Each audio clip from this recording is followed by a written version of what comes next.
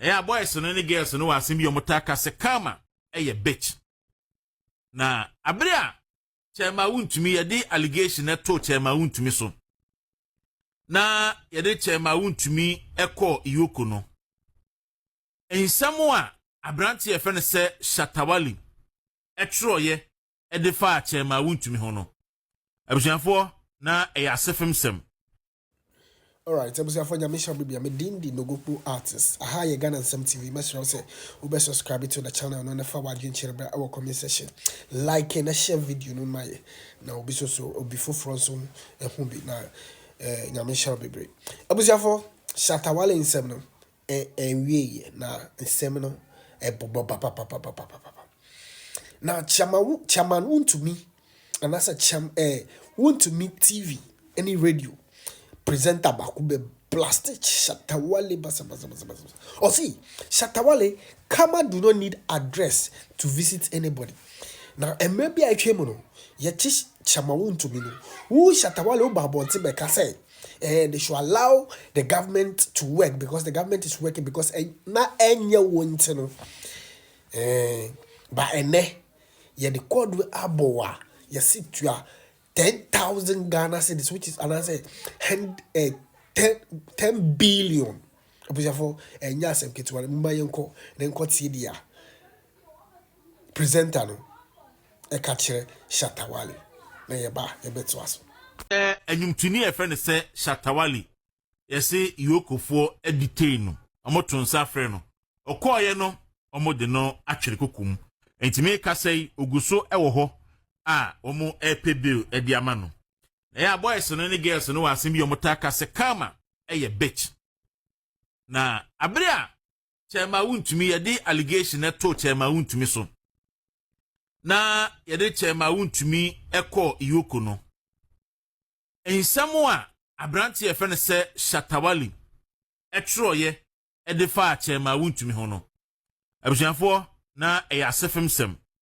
Na nyankopon de sebe yese ontese alatani nyame ontese alatani kra nyankopon ontese alatani enti ene Shatawale nsoso ede ena abei se eda wo hu se di sitie se enya den so a wo hu se di sitie ene o ka se kwadu ede abono no oni hofo na abria ye chichema wontumi no na Shatawale se Ghana mabunu a ekọ iyoko ho na omo kase empo se chema wontumi aye boni bia yemfa chema wontumi emfa emra kwan so na yemma no reasonable bail ni ewia ya reign before court of competent jurisdiction na chema wontumi enya kwan enyi ne ho ano no Shatawale eba social media so ebe trechre enkwasi asem sebe.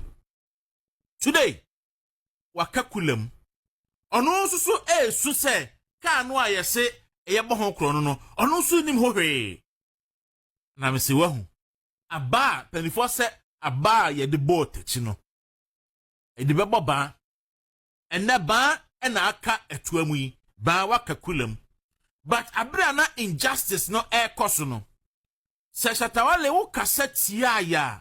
Eka se empo se chema wontumi aye illegal mining po na se yese yache no a ne be famra kwan so a look nobody in MPP and not even Chema Wontumi na himself na o ka se aban ni ho kwan so beche no na monia ne na nkrofo protest no aye the unreasonable bail conditioner na bail condition no serve as a punishment at the match Chema Wontumi eno ho asem na Ghana for eka enunti na mebu no mass up eko yoku say look Wontumi ka say what the 50 million Ghana cedis bill can 500 billion and they are to Chema Wontumi so wa bria onwane nko ba bia Chema Wontumi ontena for so many years ontena brochire mpo bosun ba kompo ana bosun mienu ana bosun menzampo da on say eja boa eja ehia beto on say efedie eja ehia beto sabrei na wo beti ase ne MPP for emabu no board ompem kwo ho a Shatawale wo beti na social media didi o matem no Meaning so sabre na obetiase. Because sabre and abehu say yetimi obetimi etietia obi fa ahudi so. Because the allegation to so a and say do court. Na anka emran say within 48 hours no. E do court. Obetisa wo Shatta Wale.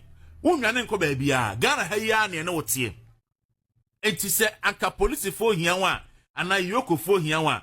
Yebetimi atonsa afrew na waba. Na mo no wadi enkomo kakra yewia yakase kɔ na ochina san bra obeba yedo be court ani yedo akɔ court na akɔ akɔyi hu ano anka ne papa mu no no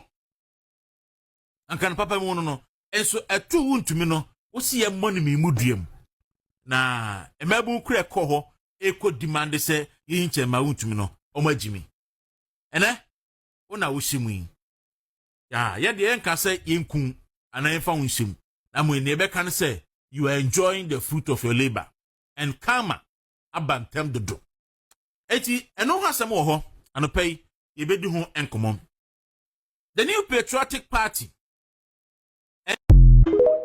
All right, abusia, and in some way now, Wontumi radio any TV presenter no ekaye efa Shatta Wale ho. Abusia for ba wo kodu iyoko office ho no ma Shatta Wale fans na egu ho no mo enya sepketwa. Ebi kita MPP flag. Ka kire John Dramani Mahama ni NDC aban se sia the way asem ne kono omo Shatta Wale fans no omo ye MPP for enti 2028 there omo forget abusa for omo yenko tie dia omo woka na ye ba ye beto aso nyame shara bibia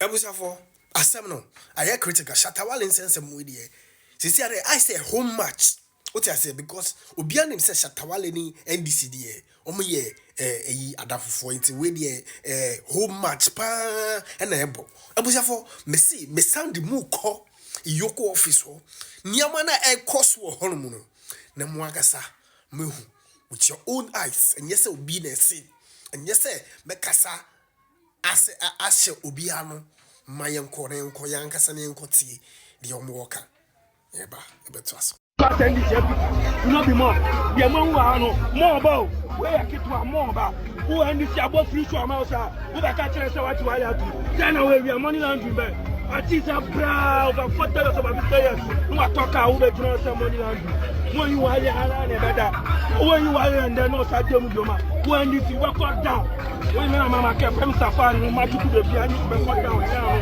time we will big part of this free show about more waiting na so na what you are doing what them control no mo ni do what's your name them safari no mo ni do what do you got to also we a Shatta fan which me call out the journal media dey now Shatta Wale customer go when you tell me Shatta Wale customer who and this will be a match Shatta Wale every people be a match Shatta Wale and you tell me Shatta Wale fan Shatta Wale dey on my fit na that we are got to be company we be attend this